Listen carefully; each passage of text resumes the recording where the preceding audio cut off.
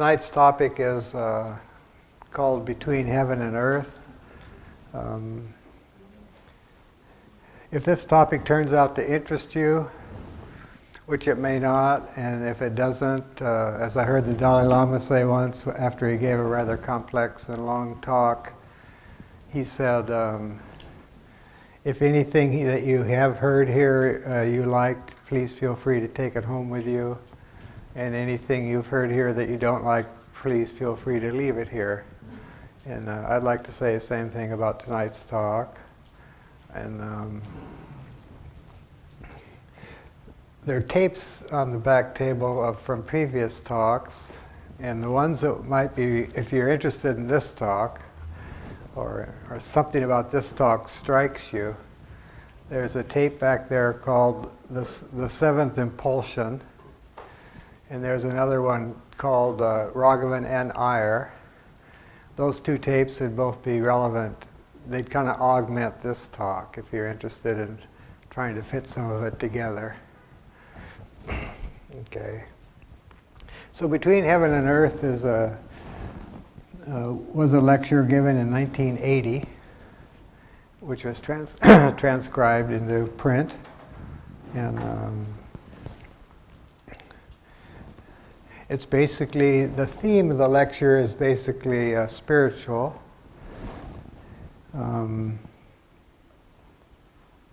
It's a very sacred theme.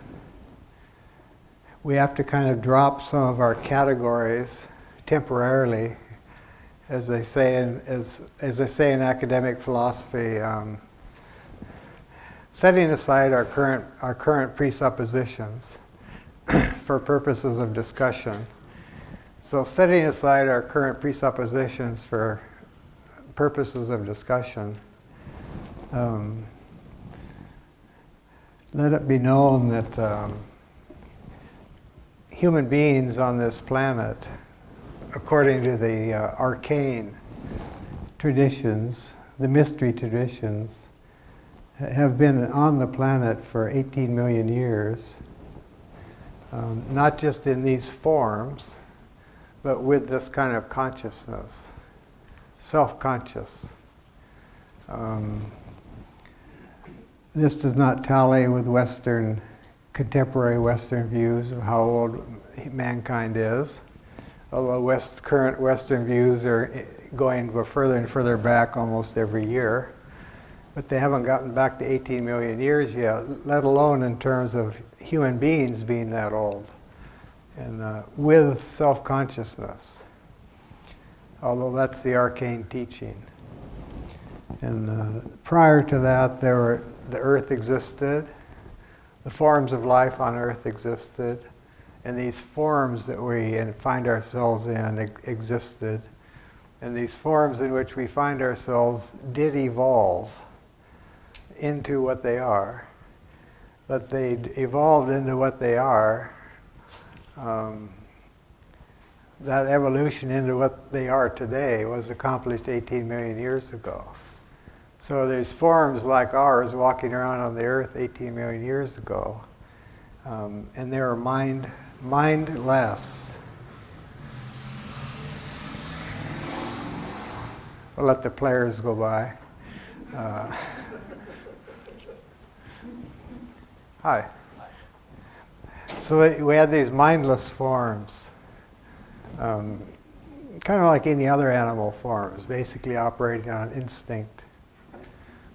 And the teaching is that there's always been, this is where you get the book of Ecclesiastes that comes in handy, although it doesn't go into any detail, but it does say that there's nothing new under the sun. And you get the notion that once these forms were developed that could handle what we today call self-consciousness, the brains were sufficiently developed so they could handle self-consciousness. Very high beings who did not exist on this plane at all sacrificed themselves to enter these forms in which we find ourselves in order that these forms, with self-consciousness, could make their way toward wisdom and knowledge, enlightenment, etc. So it's basically, seen from this standpoint, our consciousness itself is a gift. We don't know it, but it was a gift. Without these beings that were willing to sacrifice their consciousness to impart it to us, we wouldn't have it. And it's said that the very earliest human beings, and there's no way to substantiate any of this, by the way, unless you happen to become an initiate in the age-old mysteries. Otherwise, it's just a story that you can accept or not accept. But it's said that the earliest beings who received this consciousness, that their initial response to its reception was pure devotion. They were devoted to the consciousness itself, and which they felt inside themselves, and they were devoted to the source of the consciousness, which they felt to be outside of themselves. So they were aware of the consciousness they had and grateful for it, but they're aware that its source was outside of themselves. And this is where you get the ancient concepts, much maligned and abused, of the gods. The gods. What you're really talking about is Buddhas, bodhisattvas, fully enlightened beings who are ageless. They're ageless. We have in our foreshortened history, especially from the standpoint of Western history, we have in our foreshortened history the names of a few great teachers, over which some of us argue. But people like Krishna, Jesus, Buddha, Muhammad, etc., all of these beings, or we should say none of these beings, when they appeared, were appearing for the first time.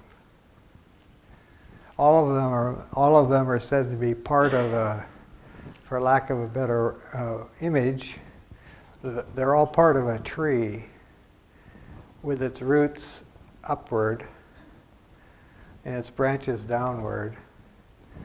And this tree is composed of every kind of enlightened being you can imagine. And these beings, this tree is composed of these beings, is eternal. And it's from that tree and from some of those beings that we received our consciousness. And the early races of mankind knew that, and hence they experienced devotion in relation to it. And honored what Confucius called the ancestors, the spiritual ancestors. Also, there's a notion which is very profound and very sacred, and wasn't mentioned outside of the halls of the initiation in the mystery schools, which were once the mystery schools, capital M, which were once all over the globe. We have examples of mystery schools in the case of Pythagoras started a mystery school. Plato started a mystery school that lasted 900 years. There are a number of historical examples of mystery schools that we actually have history of. We don't know quite a lot about what went on in them, but we know they existed and that they said they were studying something called the mysteries, capital M, mysteries. And they distinguish between the greater mysteries and the lesser mysteries of life, of human existence. And there's a notion that was never publicly let out except to people in the mystery schools, the notion that this tree, from which all great teachers have come, there's a notion here that a lot of us in this day and age have our, if we have any spiritual interest at all, we kind of have our favorite spiritual person. Like it might be Buddha, or it might be Jesus, or it might be Muhammad, or it might be Krishna. And sometimes we think one or another is better or worse than the other. In the worst case scenario, we can actually fight about who is the real one and all that, or who was the one and only one, the other one were frauds and all this. This ancient tradition basically states that this tree, not unrelated to the tree in the Garden of Eden, which is eternal, this tree is the source of all the great teachers that have ever lived on mankind, on earth. They're all the expressions of this tree. And in that sense, they're not different from each other. They're just different embodiments from this tree in different points in time, in different points in space. Those of you who have studied different world religions with any kind of seriousness have probably realized that the more you read, the more alike they are.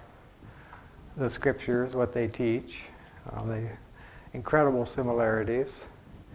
That's probably because whatever reality is, whatever reality, capital R, is, it's the same everywhere. And if someone knows it and is attempting to teach some part of it, they're going to sound quite similar to somebody else who knows it, who's attempting to teach some part of it. Hence you see the similarities between the teachings, say, of Buddha and Pythagoras and Plato and Jesus. And the most profound notion in all this is that, and this is the notion that wasn't made public until the last century at all. It was put in print by a woman named Blavatsky in her book called The Secret Doctrine. She makes the claim that there are all these almost like myriads of teachers, of sages, of rishis, and they've always existed, not on the earth, but they all exist, and that there's a being who remains unknown, who has names, she says, but who yet has no names. It's also called the being with many names. And this being, who has always existed, holds sway over all initiated adepts and teachers of mankind. Which is to say, and this is a fairly radical sounding claim, that people like Jesus and Buddha and Krishna and Muhammad and Pythagoras and Plato and many others, all these beings are under the sway of this one being whose bidding they're doing. So it's a very profound idea, and there's only one description that I've ever come across about this being who holds sway over all initiated adepts on the planet Earth at any given moment in time. And that is when they meet. There are apparently meetings of these beings, not necessarily on the physical plane. But when they meet, this being, this unnamed being, is always seen to be a young child. And the teaching is always silence. And everybody there hears what they need to hear, even though no words are spoken. And so what this between heaven and earth is about the notion that in spite of all appearances, because we live in the world of appearances, in spite of all appearances, we live in a world where a lot of things seem to be going wrong. A lot of institutions seem to be falling apart, whether it be the family, whether it be nations. We have all kinds of problems with nature going on, holes in the ozone layer, polluted oceans. You know, there's all kinds of things that one can point to that seem to be spelling doom. You know, the human beings are becoming increasingly immoral, even compared to the 1950s. 7 of the top search engine words on the internet at any given point in time are pornography search words. That's what's on people's minds. That's where consciousness is. So you could say we live in a fairly degraded time from the standpoint of spirituality. And a lot of people who notice this, including your president, have drawn the conclusion that things are so bad that the end of the world must be at hand. Because it's just going so quickly in this direction that it's too late to reverse it. So the logic of that is that you really don't have to take many corrective measures because it's too late. Consequently, some of the policies being implemented are being implemented against that assumption, which is rather dangerous, of course. So despite all of this, all this what you call naysaying, all this negativity, all this people running around being afraid of terrorism, people running around being afraid of drive-by shootings, people running around being afraid of the next person they walk by on the sidewalk. You know, there's a lot of fear going on, you know, and whether it's covert or overt. You know, there's a lot of covert fear going on too. You know, all these people who aren't afraid of anything.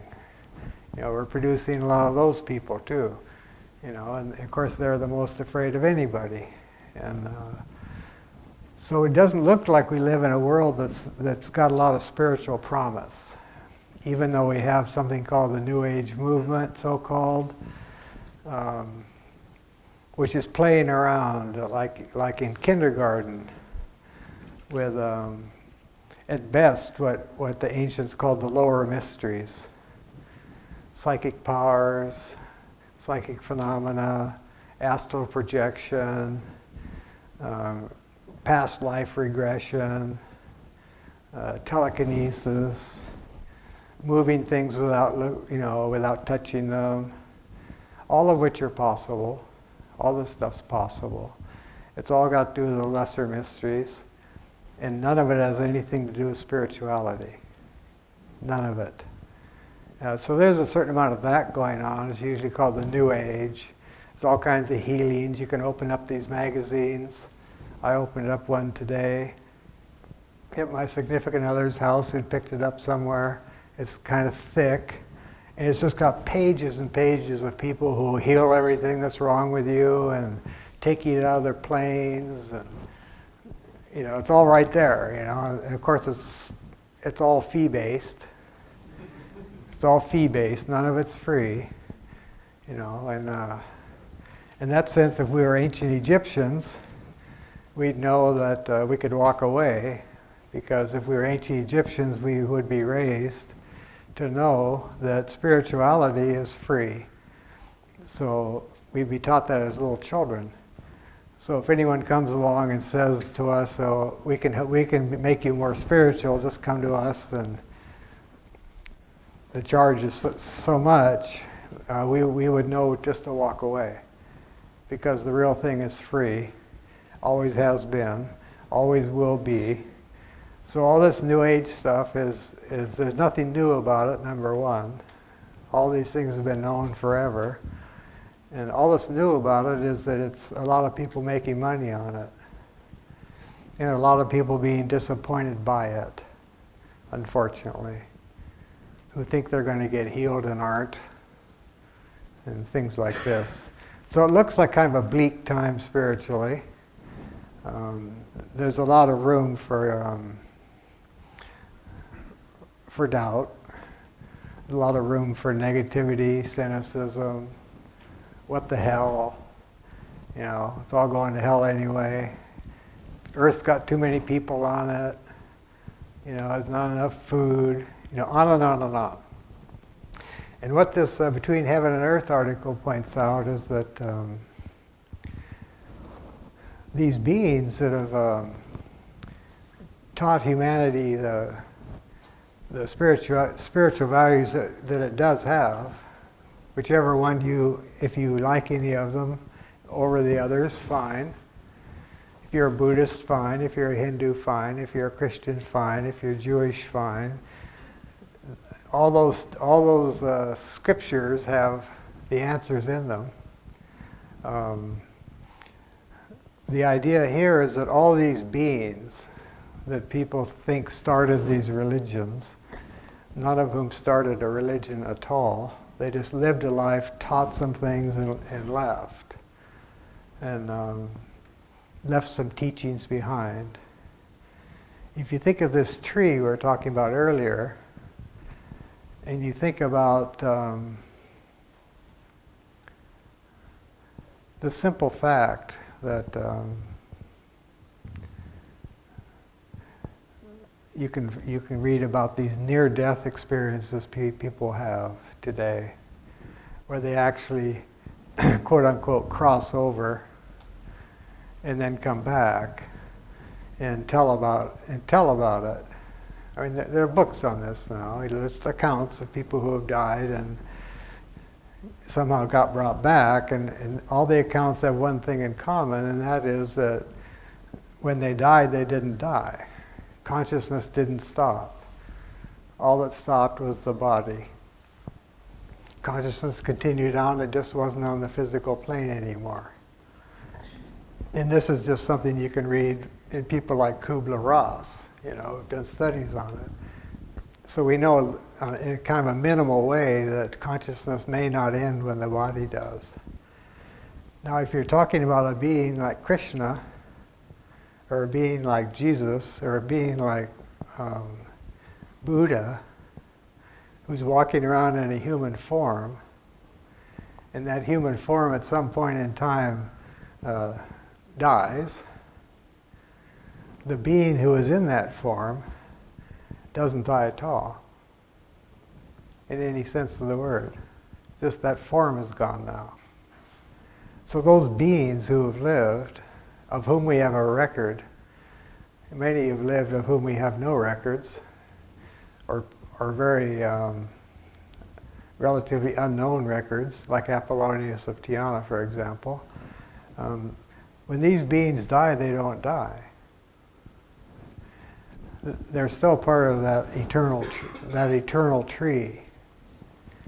They're still just as involved in the aid of humanity as they were when they were here. Furthermore, it's said that some of these beings we identify as great beings have been the same being. For example, Apollonius said that he was a man called Parmenides, who was a man who invented writing. A certain person in the 18th century claimed to have been Pythagoras. So it's a very mysterious universe we live in, assuming we're willing to set aside our preconceptions. We don't have to believe any of this, of course. So let's assume that such beings exist. They actually support, as a collectivity of beings, they actually support the human race. They support the planet Earth. They don't rule it. They don't determine what goes on it, because that's up to us. We're the ones making the choices. We're the ones making the weapons. We're the ones full of hatred. You know, an enlightened being can't come down and change you or me. An enlightened being can come down and teach us that maybe it would be better to be nice to people than to be not nice to people. But it's up to us whether to listen to that or not, let alone whether to implement it. So this idea that, well, if these divine beings exist, masters and so forth actually exist, well, why don't they just come down and kind of clear things up here on the planet? And the answer is because they have to work with karma. They're as governed by karma as we are, and the earth has a karma, and each of us has a karma, and it has to be worked out by those who have created it. It's like saying, if your child's ill and you're a mom, well, why can't I just cure my child? Because you don't have the knowledge to do so, and the karma of the child is to be ill, and if you have the karma to get your child to a doctor, all the better for you. But you can't just by loving your child make it well, as much as you might want to. So a Buddha or a Bodhisattva can't make humanity enlightened, can't create a golden age as much as they would like to. Of course they'd like to. It would be nice if everyone actually understood that none of us are inferior or superior to anyone else, that each one of us is just one among 6 billion human beings currently living on the planet Earth, no better, no worse than the next one, in spite of our pretensions to the contrary, or our non-pretensions to the contrary, because a lot of us think we're worse than everybody else. Some of us think we're better than everybody else. Very few of us think of ourselves as equal to everybody else. And so what all these presuppositions come down to, or can lead to, which is why I mentioned those tapes earlier that you might want to check out, is that, and also the tape on the Aquarian civilization, harmony and spirituality tape, is that we're living in a time now where, as I said, in spite of all the negative seeming things, we're living in a time when great changes are occurring and are going to continue to occur. If in 1970 somebody had told you about something called the internet and the effect it's going to have just on commerce, let alone on making the globe more one-like, you wouldn't have believed it. If someone had told you in 1970 that all the information available to humanity is going to be available to virtually anybody who could hook up to a machine, you wouldn't have believed it. Because never before in human history has so much information been available to so many people. Never. Not even close. Not even up through the 50s. Now it's all available to anybody. It's just beginning. It's just barely beginning. And so part of what knowledge is, part of what's occurring is if you can think this out, use your intuition, so to speak, and not get time bound in terms of your little life and how long you're going to live and all that. You know, project it ahead. Just think of the changes that have happened in the last 50 years, say in physics.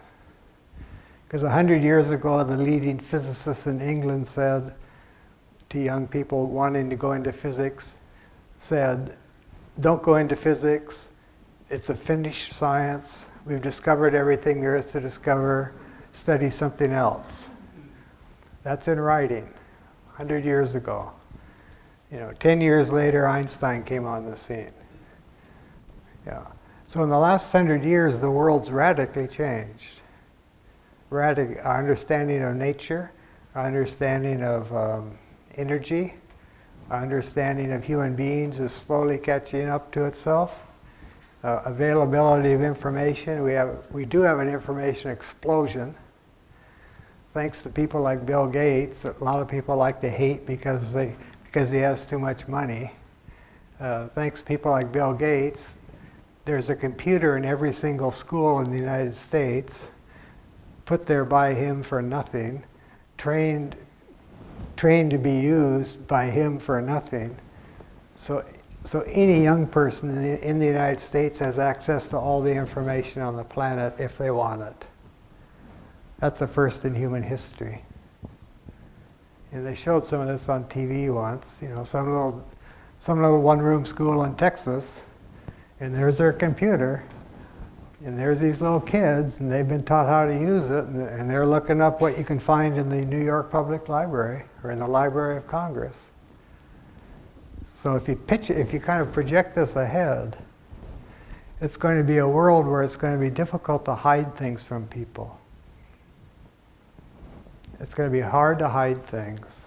It's all going to be right out there. Now, it's also been said that, and I don't know if this is true, that since 1963, which is said to be some kind of important year, since 1963, a lot of quote-unquote souls have been being born who are of a different class from the souls being born prior to that, many of whom were the mangled and kind of disgruntled souls coming out of 2 world wars.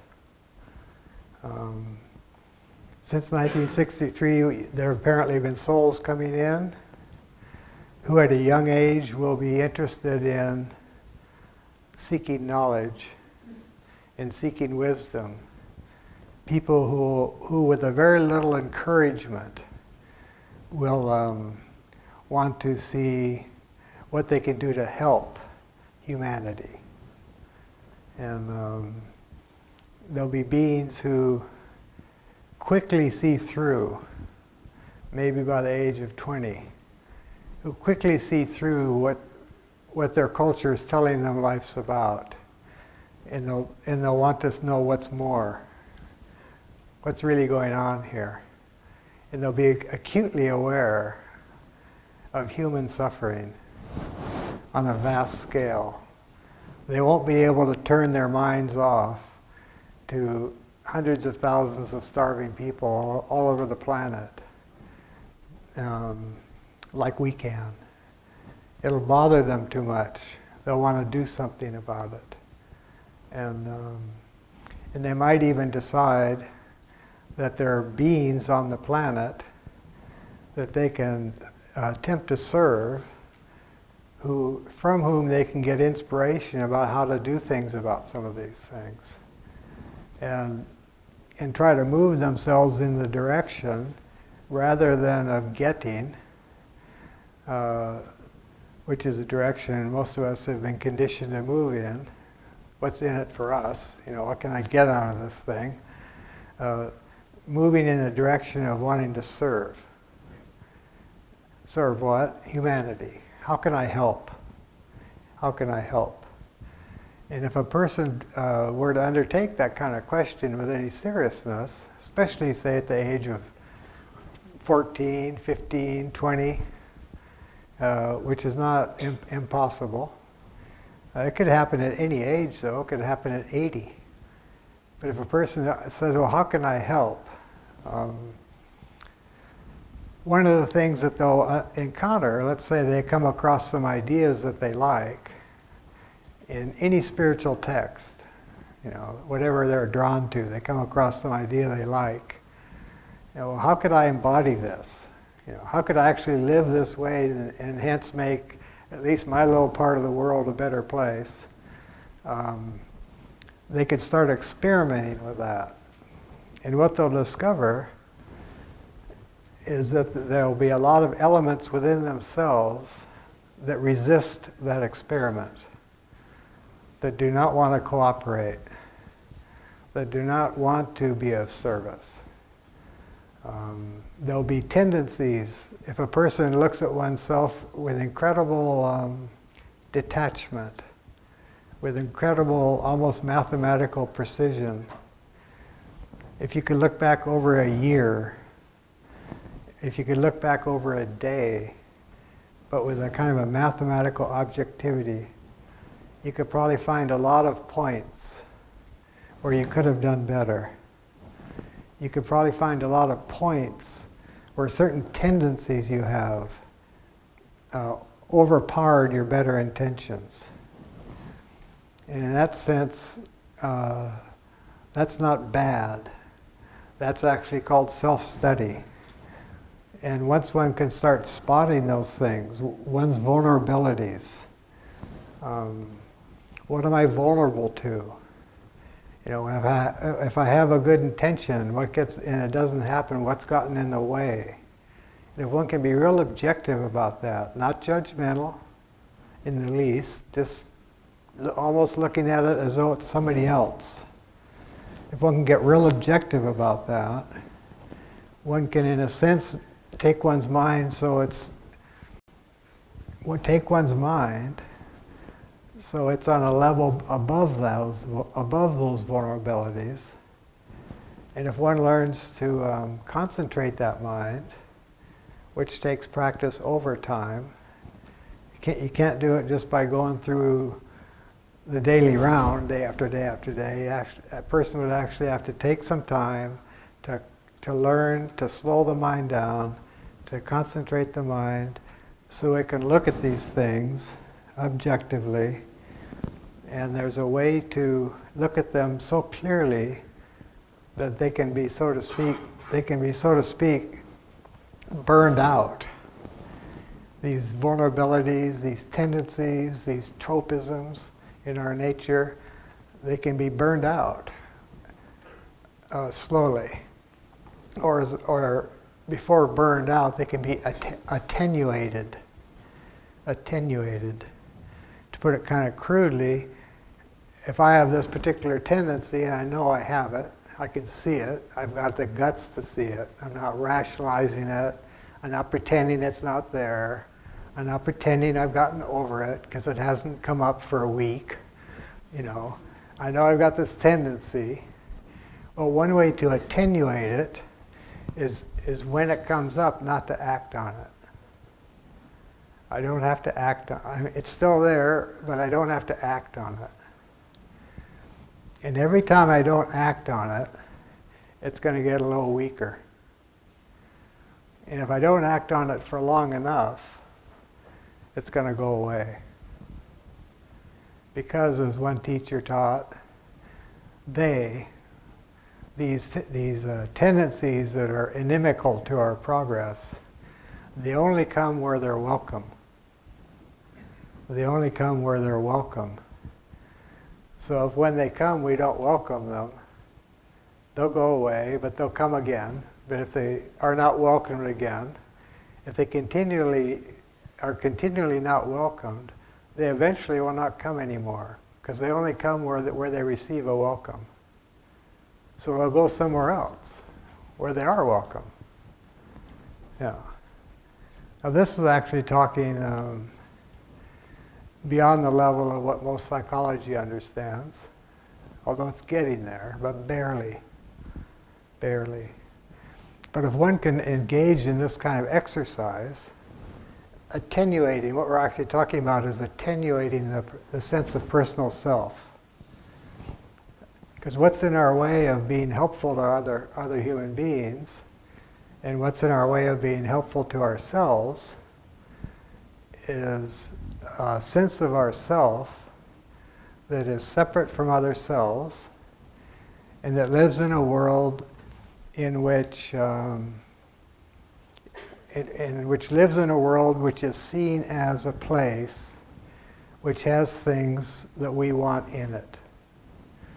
So we see ourselves as kind of a center, and then there's a world out there, and then there's stuff in that world that we want, or that we don't want. And that's called the lie in the soul by Plato. The lie in the soul. That's the obscuration. That's the element. Very complicated, as Freud and others have pointed out. But that sense of being a separate self is what's in between our own consciousness and our own awareness of ourself as a ray of pure light. Because if we could overcome that sense of self, even for a moment, we'd experience a sense of oneness. Maybe not with humanity as a whole, maybe just the sense of oneness a mother experiences with a child, or a baby experiences with its mother. But these things do occur, where there's that tight hold on the self is loosened temporarily. We probably all had our moments where it's kind of a little bit been loosened. But to loosen it as an exercise means to engage in such, I'll say it again, such a mathematically precise self-study that all the things that are binding it together, that are giving it its cohesion, have to be attenuated, have to be seen for what they are and not catered to anymore. It's said that even those of us who have spent countless years wasting our lives, wasting our words, wasting our efforts, just basically blowing it, being selfish, accomplishing nothing really of any spiritual significance whatsoever. That even those of us who can look back and see that kind of track record can at any moment in time resolve to move in the other direction. And that is possible because it's possible not to condemn and judge oneself on the basis of one's past. Because the only cause of failure is the fear of failure. So if I look back and think, well, look at all these hideous things I've done, I'm a spiritual failure, I'll never be spiritual, that's a guarantee that you'll never be spiritual. But if you can look back on all those things you've done or thought or whatever, and see them as things that you can grow from, see them as tendencies that you can overcome with effort, then it's possible to take a step toward service of humanity. It might even just be the service of your husband or your wife, or your neighbor, or the person in the grocery store. It might just be as easy as a smile, where otherwise you wouldn't have one. The suffering in the world is acute. And the amazing thing about this teaching is that anyone who's willing to have the courage to look at themselves clearly, almost like a experiment in progress, and to encourage the good within oneself and to discourage the negative within oneself, through time, through effort. One would have to set times apart for this, because otherwise we're too busy, So setting some time apart, It's said that, for example, on a yearly basis, if a person was serious about this idea of renewal, on a yearly basis, that the time between December 21st and January 4th is an incredibly potent time to think about renewal. It's a fortnight, sacred to Hermes and Buddha. That goes way back. It's said that if a person is interested in this kind of renewal, dawn and dusk are good times. Every day has a dawn, every day has a dusk. Very good times for focusing. It's also said, in addition to looking backward and kind of taking inventory and trying to attenuate the things that are blocking us, that one can also look forward in terms of, if not pledges they take, like the pledge of Kuan Yin, which is a Buddhist pledge, which basically says, I can't quote it, but basically it's a pledge that says, I'll never seek personal individual enlightenment until all human beings are enlightened. So it's an unfulfillable pledge. It's taken by every sage, every Buddha. Otherwise they wouldn't be what they are. They wouldn't keep coming back here when they didn't have to. But they've taken a pledge to keep coming back here until we all get it. So we can take a similar kind of pledge at any time. And that's kind of forward-looking. And if a person does that with the right kind of simplicity and the right kind of lack of drama, and the right kind of silence and secrecy, so they're not telling other people about it, and they meditate on it and think about it clearly, in time it can generate within themselves a force that will kind of become the dominant force of this lifetime for them. It'll be kind of what they're doing in this lifetime, in spite of what they appear to be doing, like going to work, getting married, having children, raising children, going to people's funerals, driving cars, going airplane rides, all the stuff we do. But there'll be an inner thing of what I'm really up to here is being true to this pledge.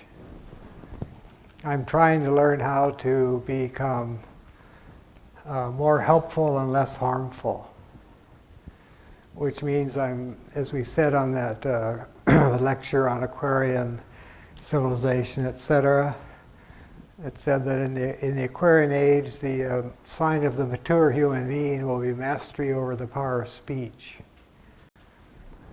So a person trying to move ahead in this way will be a person who's very conscious and deliberate about how they use speech. Because speech can heal. Speech can, I don't mean literally heal, although it can do that too in the right hands. But speech can calm down a situation. If there's a room where there's a lot of mixed vibes, certain kinds of sounds set forth in that room can mellow it out. That's what some kinds of chanting do. They can calm things down. Sound is the most potent force we have.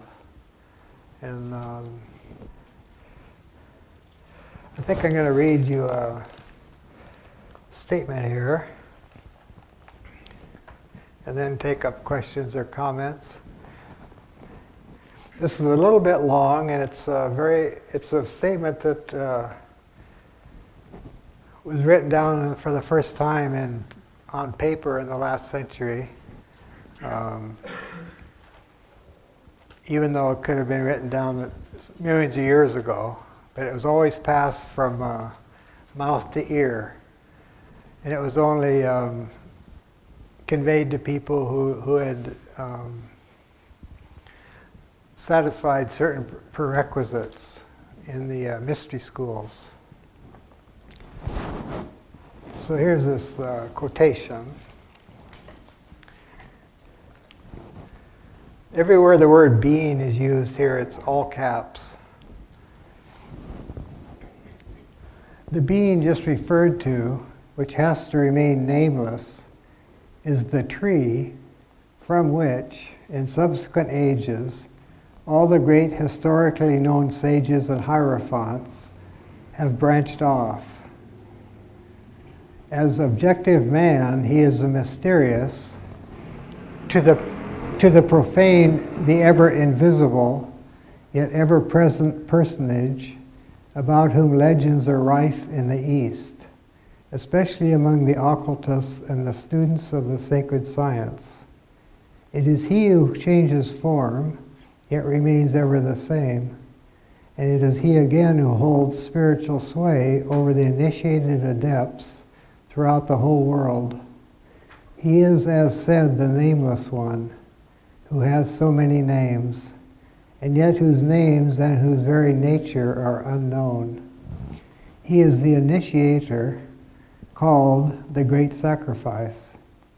For sitting at the threshold of light, he looks into it within the circle of darkness, which he will not cross. Nor will he quit his post till the last day of this life cycle. Why does this solitary watcher remain at his self-chosen post? Why does he sit by the fountain of primeval wisdom, of which he drinks no longer, as he has not to learn which he does not know? I, neither on this earth nor in its heaven, because the lonely sore-footed pilgrims, on their way back to their home, are never sure to the last moment of not losing their way in this limitless desert of illusion and matter called earth life. Because he would fain show the way to that region of freedom and light from which he is a voluntary exile himself, to every prisoner who has succeeded in liberating himself from the bonds of flesh and illusion. Because, in short, he has sacrificed himself for the sake of mankind, though but a few elect may profit by the great sacrifice. So that's the concept. And that being is all the beings we know about are expressions of this being. And the interesting thing is that apparently we're moving into a time when all of this sort of thing will become more accessible to human beings. And the smallest effort in a spiritual direction will produce more results than it might have done 30 years ago. And that your children or your children's children may grow up to see a world that's considerably better and different from this one, in spite of all the people who are naysaying. Because there's a lot of light coming in right now. And increasingly it will be channeled through people who know how to channel it. And not channeling in the sense of channeling, but and probably some of us, like me, my age, will die without seeing much of what's coming. But some of you who are in your 30s, 20s, you might live to see a very different, much better world. And with radical changes. They won't all be pleasant when they occur, but there may be different nation states, maybe even different continents. Interesting. So we're living in a very transitional period, and the enlightened beings who are always overseeing humanity, even though they can only do so much, we're apparently at a time where they can do more than they've been able to do for about 2,500 years. Because the last time there was any vast impouring of spiritual awareness was between about 500 BC and 300 AD. That's when you had all the founders of all the current religions all lived in that period. The greatest philosophers all lived in that period. And it's about 2,500 years ago. So if you believe in cycles, we're in another 2,500 year period, starting with the so-called Aquarian age. So it may be that some of you will become aware as you go through your lives of beings such as some of the ones who were back 2,500 years ago. Maybe actually walking around among us, trying to teach us things that are for the good of the whole. They won't be teaching us things guaranteed that appeal to our personal desire for salvation or enlightenment. A sign of a true teacher is whatever they're teaching you is for the good of the whole. If you're going to use it for the good of the whole, you might get taught something. If you just want it so you can get somewhere, you'll never meet them. You'll never run. You wouldn't recognize one if you saw one. But if you're someone that really wants to help somebody someday, you might get be given the means to do so. Even if, as in the case of a friend of mine, the way you're given the means to do so is in dreams.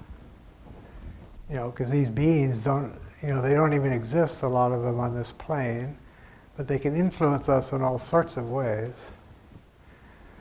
This woman named Blavatsky, from whom I read that quotation, after her death, various people wrote letters about their experiences with her. And several of the most interesting letters were written by people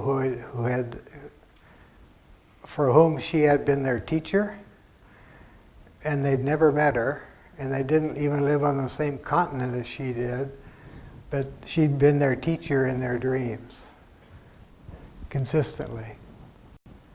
So we live in a very real universe, which go above and beyond anything TV is going to tell you about, and above and beyond anything you're going to learn, probably even the best universities. Which isn't to say that don't watch TV or go to the university, but certainly don't take it too seriously. And we'll finish up with something we finished up on last night when I talked to a class to our college. This teacher wanted me to talk to her class just in a general way about ethics. And I ended on a quote from the Dalai Lama, which seems appropriate to this. Because he acknowledges all the things we've talked about tonight. And including the fact that he himself is not a wise being. He's said that repeatedly, but he knows there are wise beings. And but he said in terms of ethics, he gave this real complicated lecture one night. It was at UCLA actually, with a huge audience. He gives this rather complicated lecture on ethics and the future and all this. And at the very end, he kind of smiles and says, if you didn't really follow this, let me just put it to you very simply. If you can't help your fellow humans, at least try not to harm them. So that's kind of the bottom line of the new age. If you can't help them, at least try not to harm them. See, but that's a pretty radical idea when you have nations with huge armament collections that are making a handful of people very, very billionaires. So it's going to be a hard line to get through. See, because there people make billions of dollars off things that can only be used to harm human beings. So as usual, the people who advocate these ideas will not be popular among the powers that be. But what's going to happen this time is there'll be a groundswell that will be too large to resist. And it might happen, as I said, in the lifetime of some of you who are younger. Because there'll just be a lot of younger people that just don't want to play that way anymore. It happened a little bit in the early days of Vietnam, where you had a lot of flower children types who just didn't care to fight anybody, thank you. It wasn't because they weren't good patriots. It's because they didn't believe in harming people. Yeah. Well, what if you had hundreds of millions of people who didn't believe in harming anybody, and they're all over the planet? Then these guys up on the top are trying to get these wars going, aren't going to have very many people to draw from. Because they're, no thanks. These are my buddies. Why should I harm them? You know, they're just fellow human beings like me, going through a life, trying to learn something. Yeah. So, you know, we could be moving into a time that the cynics tell you will never happen.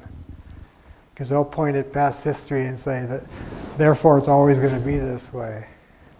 Don't believe it. Yeah, don't believe it. The future may not resemble the past. Yeah, that's the basic flawed assumption of what they call futurology. People who study futurology, the main assumption is the future will resemble the past. It might resemble the past, but it might be a past that's 18 million years ago, which was a pretty good one.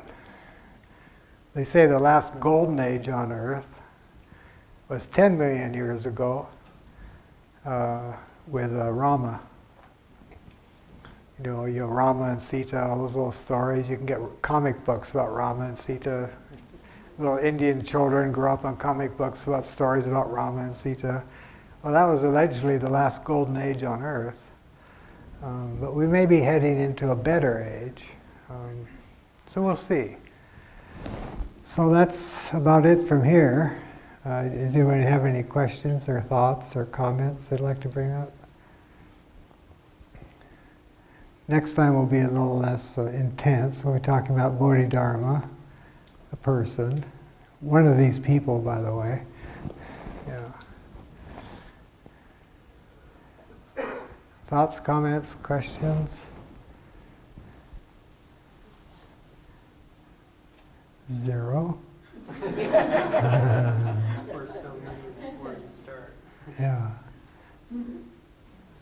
Well, if not, we can all go home and perhaps come back the first. I'd like to make a comment.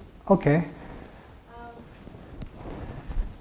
As you were making note of, there's a lot of terrible things going on in our world today, but what I also notice is even though there's a lot of bad things going on and there's a huge amount of people in the world, there's a lot of people that are drawn towards the sort of things that you're teaching, that more people. Right. So even though it seems like in some ways it's worse than it ever was, it's also, there's more people who want a spiritual life, who want to learn. So there's this, it's very interesting to see this, it's almost a paradox. Right. You know, but on a very pragmatic level, I know that back in the 60s when there was famines in Bangladesh, the time it took to raise $1 million was to help was years. Right. Years and years. You can raise $1 million in a day. Right. That's right. And I think that's a very simple kind of indication of the capacity of our humans in this world who want to help. That's right. And quickly and generously if they know. That's right. That's a good, you know, to get it out of the sort of the realm of idea and down to the pragmatic, I think that's a good indication. It is, and that's a lot of what was being implied in saying that allegedly since 1963, more and more souls are being born who will be very much inclined to engage in that kind of activity with very little encouragement. Yeah. So in time, what the actual prophecy is that in time the people who want to help are going to vastly outnumber those who don't. And just by the types of, and this sounds, you know, kind of out of our normal frame of reference, but just in virtue of the type of souls being born. Because a lot of the souls born prior to 1963 were crippled and rather seriously harmed. Be careful what you're saying. Some of us were born back before 63. Well, it doesn't. You can't apply it generally, but you know a lot of the souls born after the First and Second World War. One of the things that was evident, for example, was the sorts of literature that came out was all fairly negative and sad and down, and that's because of what was being brought in was negative, sad, and down.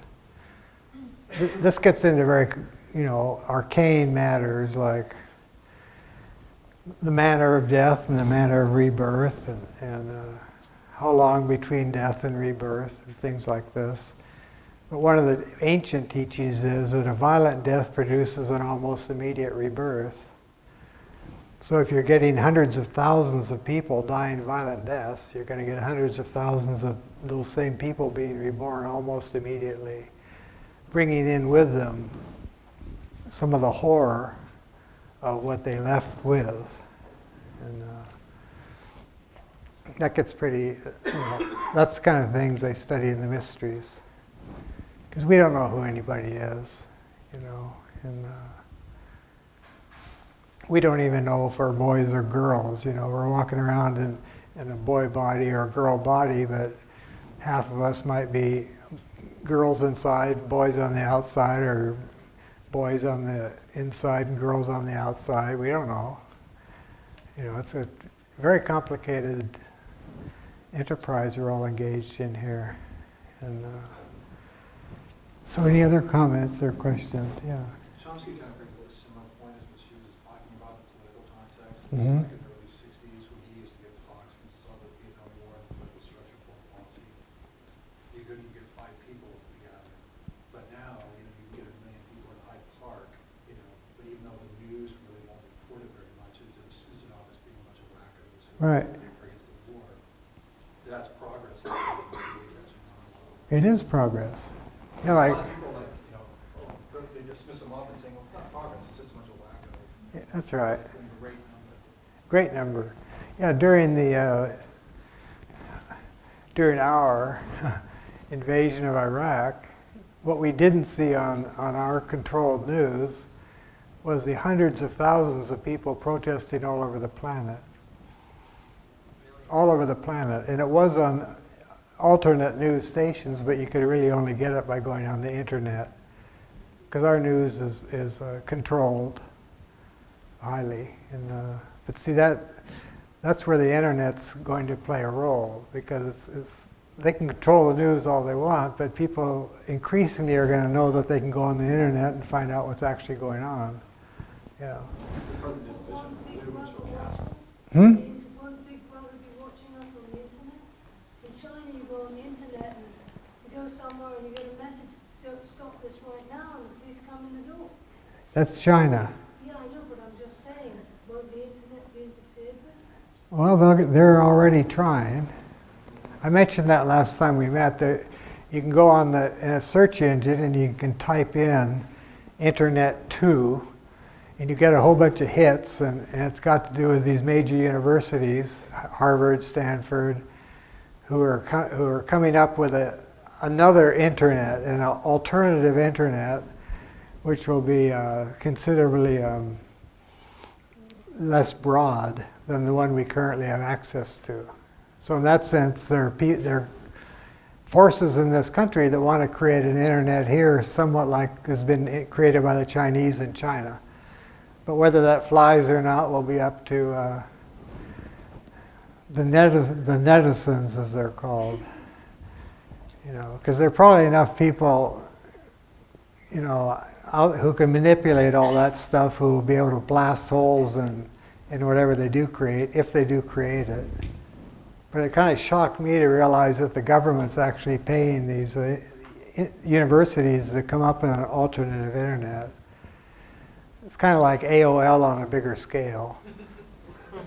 Because AOL is kind of like a little thing like this compared to a great big thing like this. But people who on AOL don't know they don't have access to a lot of stuff. because they don't know how to get out of AOL. So they're in this little box and they don't know it. Yeah. So all these things, but it's going to take time. But basically, I guess if there's any message behind this thing, it'd be a message of hope, but not Pollyannaism. Yeah. And furthermore, that anybody can make a determination to move in a positive direction, whether reinforced by one's significant others or not. You know, because the most resistance will come from the people closest to one. That's been a story goes back to the beginning. You know, so it's good to do these things kind of quietly, humbly.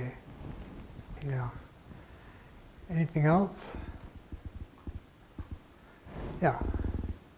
I wonder, do you think that the prophecy of the Vishnu Purana that's in the Secret Doctrine is referring to what you're referring to? I don't know about it. Well, it says there will be kings of churlish spirit ruling the earth. And I don't remember the rest of it offhand. Well, we do have kings of churlish spirit ruling the earth. I mean, they may not be calling themselves kings, but we have people of churlish spirit ruling the earth for sure. Yeah. Well, Bodhidharma will be a little different vibration next time. But he is one of these beings that's coming out to try to help. He helped in a very big way. He spread Buddhism in a major way, and by bringing it from India to Japan. So we'll talk about him next time. Again, if you're interested in these Wednesday talks, grab one of these flyers. And next time we meet, there'll be flyers from May through August available. So that's it. Thank you very much.